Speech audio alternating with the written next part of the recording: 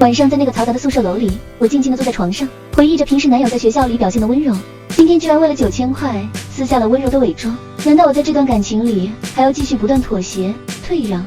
正在静静地思索着这些事的同时，向来沉默的闺蜜在得知我让男友生气，眼神瞬间变了味。她一把抢走手机，让我给男友发信息道歉。我的内心更是委屈和荒唐。第二天和男友约在公园，以为能平静分手。见面后，他再次开口索要9000块和生活费，甚至妄图掌控我每一笔支出。压抑的怒火在我心底翻涌，却险些让自己陷入危险。鼓起勇气拒绝他的要求，我转身逃离的刹那，背后突然传来急促脚步声。下一秒，他的手肘死死卡住我的脖颈，窒息感如潮水般涌来。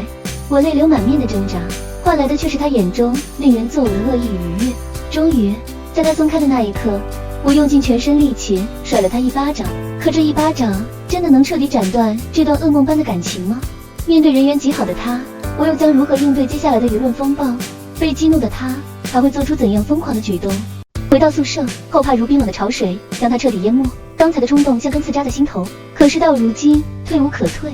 舍友和闺蜜见他脸色惨白如纸，舍友眉头紧锁，满脸难掩的担忧，而闺蜜却突然开口，语气里带着莫名的笃定，仿佛一切纷争都是她的错。她只觉荒谬，懒得争辩，沉默地转过身。深夜，手机屏幕突然亮起，收到银行余额提醒，妈妈特意转来租房的钱，竟不翼而飞，账户余额空空如也。她拨通了那个熟悉的号码，听筒里传来的声音毫无愧疚，甚至带着一丝施舍般的傲慢，字字句句都在诉说着对那笔钱的合理支配，还不忘提起宿舍里自己闺蜜的大度，言语间的对比像针一样扎人。听着对方炫耀新添置的电脑，说着将剩余的钱代为保管的打算，仿佛这一切都是天经地义。他强压着翻涌的怒火，当偷这个字眼被他掷出，听筒那头瞬间爆发出暴怒的嘶吼，满是被冒犯的嚣张，叫嚣着所谓的理所当然，仿佛他的反抗才是最大的过错。他猛地挂断电话，这一次他眼中再无半分犹豫，深吸一口气，他按下了报警电话，指尖落在拨号键上的瞬间，坚定的没有一丝动摇。当电话接通的那一刻，一场关于金钱与尊严的激烈较量正式拉开了序幕。他的嚣张跋扈，他的决绝反击，在这场彻底撕破脸皮的对峙中，胜负未卜，却已注定不会平静收场。钱虽追回，可一个疑问始终盘旋在他心头：男友根本进不了女生宿舍，怎么可能拿到他的手机转账，还精准知道支付密码？答案呼之欲出，有帮凶。回到宿舍，他的目光落在闺蜜的身上，还没来得及有任何动作，手机铃声突然急促响起，屏幕上跳动的名字让他眼神一冷，接起电话，那头传来的咆哮声几乎要冲破听筒，污言秽语裹挟着愤怒的气息扑面而来。他唇角勾起一抹冷淡的弧度，听着对方发泄完怒火，只轻轻吐出几个字，便让那头的咆哮瞬间停滞。挂断电话，将手机随手扔在桌上，发出的闷响像一块投入湖面的石子。这时躲在床上的闺蜜猛地拉开床幔，光脚踩在地上就要往外冲。女主早有防备，一步上前拦住去路，伸手攥住闺蜜的手腕，闺蜜瞬间尖叫起来，手脚并用的挣扎，试图挣脱束缚，眼神里的慌乱却暴露了一切。她冷笑一声，看着对方涨红的脸，一字一句地说着，直到对方的挣扎渐渐微弱。松开手时，闺蜜像脱了一般跌退几步，随即捂着脸哭着跑了出去。过了很长时间，闺蜜回到宿舍时，空气中弥漫着尴尬的死寂，直到女主的手机突然疯狂震动起来，屏幕上不断弹出的群消息提示，像一场即将来临的暴雨，预示着新的风暴正在酝酿。正准备睡觉的时候，手机提示短信的声音，女主打开手机，发现学校大群里一篇长文，字字句句都在影射她，将自己塑造成付出一切却被辜负的受害者。那些精心编织的细节，代写作业、跑遍半城买小笼包、生病送药，配上物质自私、只懂索取的标签，瞬间点燃了群内的情绪。字里行间暗示着阶层差异带来的不公，抱怨恋爱消费全由自己承担，将3个月的相处描绘成一场疲惫的单方面付出。群里立刻涌来大片安慰，指责女主的声音像潮水般淹没屏幕，脱离苦海，真心难得的附和声此起彼伏。当男友抛出男人太难的论调，将恋爱消费压力全盘倾泻，更引来大片男性共鸣，对女主的指责愈发激烈，连日常消费都成了攻击的靶心，仿佛女主的存在本身就是一种过错。女主看着群内滚动的谩骂，唇角勾起一抹冷笑，蜷缩在一旁床上的闺蜜偷笑，眼里藏不住的得意。他们都不知道报警那天，女主早已将手机举在胸前，把她狰狞的嘴脸尽数拍下。群里的喧嚣还在继续，女主却平静地将手机锁屏。王炸总要在最关键的时刻登场，而那些试图用舆论绞杀他的人，终将在真相面前迎来反噬。被重度精神衰弱折磨的我，蜷缩在深夜的黑暗里。老家的妈妈为了让我逃离嘈杂的宿舍，寻一处安宁之地，于是转来9000块，满心期待的与男友商量，却没想这竟成了一场噩梦的开端。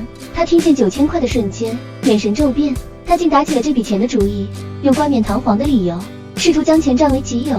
我拒绝的那一刻，她彻底撕下了温柔的伪装，她怒吼着将我当作私有物品，扬言我家的钱迟早都归她。那一瞬间，我仿佛从未认识眼前这个人。相恋2年多的感情，在他的贪婪与控制欲下，变得如此不堪一击。我付出的真心，在他眼中不过是随意拿捏的工具。我的痛苦与需求，被他轻飘飘的一句小病带过。在这段感情里，我不断妥协、退让，却换不来一丝尊重与理解。这场关于金钱与控制的争吵，撕开了他扭曲的三观，也让我看清了这段感情的真相。当我在酒吧里拒绝将租房钱给他买电脑，他摔脸走人，还顺走一批5粮液。理直气壮发来消息，这就是你不懂事的代价，酒钱从你家中里扣，仿佛已是他砧板上的鱼肉，任他摆布。那瞬间，我看着手机屏幕，满心都是荒唐与愤怒。直到执法人员出现在面前，他才惊觉这场对峙绝非玩笑。涨红的脸写满不可置信，语气里满是被冒犯的愤怒，仿佛自己才是受害者。执法人员劝他归还钱款，别让情侣间的纷争走到无法挽回的地步，可他梗着脖子否认，眼神里的不耐烦几乎要溢出来，一口咬定从未碰过他的钱，还振振有词的辩解自己根本没机会进女生宿舍转账。女主站在一旁，差点被这副无赖模样逗笑，淡定的拿出手机，指尖轻点，立刻传出他熟悉的声音，正炫耀着拿钱买了电脑，抱怨他不如舍友的话，像一记记响亮的耳光狠狠扇在他脸上。执法人员投来异样的目光，他的脸瞬间涨成猪肝色，恼羞成怒的冲过来想抢手机，却被执法人员厉声喝止。被控制在一旁的他依旧理直气壮的嘶吼，坚称拿女朋友的钱天经地义，甚至倒打一耙，说这都是为他好。直到执法人员严肃告知金额已够立案标准，他才像被戳破的气球，支支吾吾半天，才承认钱早已换成新电脑，没有办法及时退还。在执法人员的警告下，他终于悻悻地开始打电话借钱。人缘极好的他，没打几个电话就凑够了钱，却在还钱时投来阴狠的眼神，撂下一句威胁。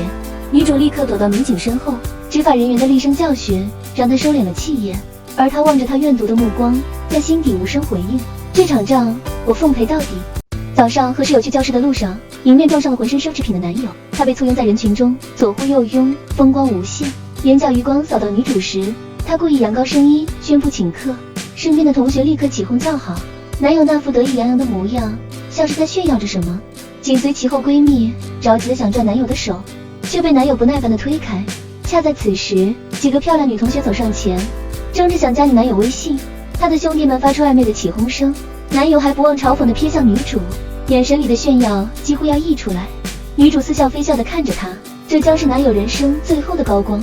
闺蜜突然从人群里冲出来，一把推开漂亮女孩，尖叫着宣示主权。两边很快吵作一团，甚至动起了手。女主和室友看得目瞪口呆，而男友却皱紧眉头，嫌闺蜜丢人，转身离开。室友想上前帮忙，被女主拉住了。没过几天，两人竟又和好。男友打来电话，对着女主破口大骂。闺蜜的危机感彻底爆发，从水灵的女大学生变成了灰扑扑的模样，守在男友身边，对所有靠近的女性虎视眈眈，甚至打2份工，把钱全给她。图书馆里，女主惬意地喝着咖啡，看着聊天框里的信息，推测男友利滚利已借到30万，这笔她根本还不起的钱。伸个懒腰，她知道是时候收割了。从图书馆回宿舍的路上，陌生男同学的调笑像淬了毒的针，挑衅的眼神里裹着鄙夷，显然是刻意来找茬。女主笑意盈盈的回应，语气里的锋利却让对方瞬间僵住。这样莫名其妙的恶意，正像潮水般漫进女主的日常，而男友与闺蜜的高调亮相，更是给这场闹剧添了把火。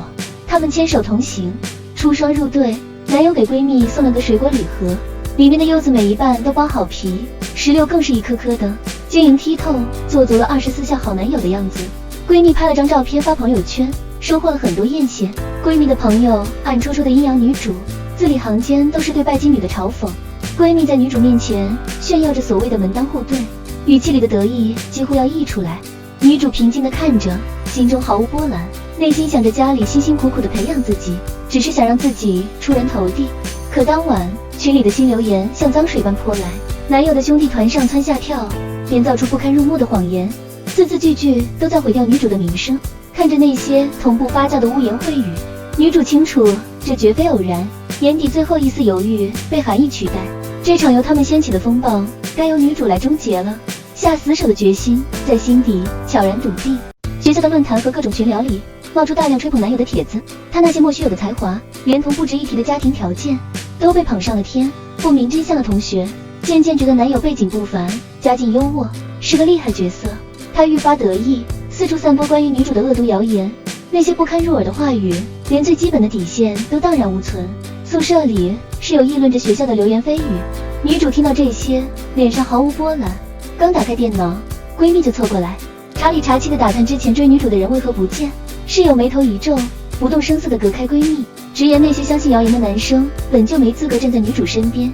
闺蜜顿时不高兴，指责室友是因为女主有钱才帮着说话。室友怒而反驳，她虽家境普通，学费生活费全靠自己兼职，却始终秉持公道。一番话让闺蜜哑口无言，只能小声嘀咕。女主冷眼旁观，看着闺蜜泡了杯廉价的灵气奶茶。自从和男友在一起，闺蜜的生活质量断崖式下跌，却还美滋滋地炫耀要省钱买房，连护肤品都换成了平价单品。女主从不反驳，只是冷眼看着她一步步陷入深渊。如今的男友风头正盛，走到哪里都有人前呼后拥，闺蜜也跟着沾光，四处被人喊嫂子。男友迷上了请客吃饭，每次聚餐都有10几人，一次花费不少于1、2千。女主看着这一切，内心想着这场精心布下的局才刚刚开始。在学校威风了几个月的前男友，终究没能逃过命运的清算。一条突然出现在学校论坛的帖子，帖子一出，瞬间引爆舆论，让前男友成为学校的笑话。与此同时，女主放出了早已准备好的王炸。另一条帖子直指前男友偷盗，并指使闺蜜偷拿手机转账，嘴上说帮忙存钱，实则用这笔钱买了电脑。执法人员教训她的视频，群聊里她泼脏水的截图，每一份证据都精准地砸在她的名声上。贪婪小人的真面目彻底暴露，曾经的好人缘土崩瓦解，人人避之不及。债务全面爆发后，催债电话打爆了她闺蜜、父母和朋友的手机。她那风尘仆仆赶来的父母，在校领导面前下跪恳求的模样，成了她骄傲人生里最刺眼的一幕。3楼办公室外的她，终究没敢面对父母，纵身一跃。虽然她保住了性命，却落得下半身瘫痪的结局。父母卖房还债，她和闺蜜双双退学，寒窗苦读考上的大学，成了人生无法回头的岔路。看着这一切，女主从不后悔。前男友的结局有她的推波助澜，更是自己性格弱点种下的恶果。如今能干干净净继续大学生活，只因她够狠，也能忍。